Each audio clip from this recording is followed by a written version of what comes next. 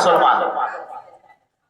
যারা এক ওয়াক্ত নামাজ পড়ে না এরাও নিজেদেরকে দাবি করে আমরা মুসলমান। করে কি করে না? একজন বেনামাজি মাতুব্বর, গ্রামের মাতুব্বর বেনামাজি, মসজিদের সভাপতি বেনামাজি, মাহফিল করে, এই মাহফিলের কমিটিগুলো বেনামাজি, এই মাহফিলের কমিটিগুলো বেনামাজি, মসজিদের সভাপতিগুলো বেনামাজি। এই সভাপতিত্ব দিয়ে কি লাভ হবে? আপনার এই সভাপতিত্ব দিয়ে কোনো লাভ আছে?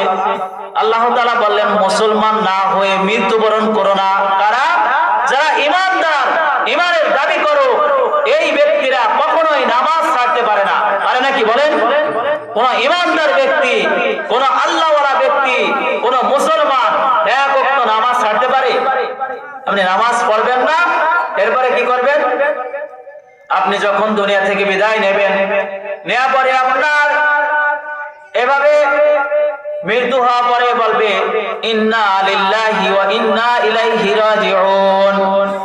এটা বলা পরে এরপরে কবরস্থ যখন কবরে রাখা হবে তখন কি বলবে? বিসমিল্লাহি আলা মিল্লাতি রাসূলিল্লাহ।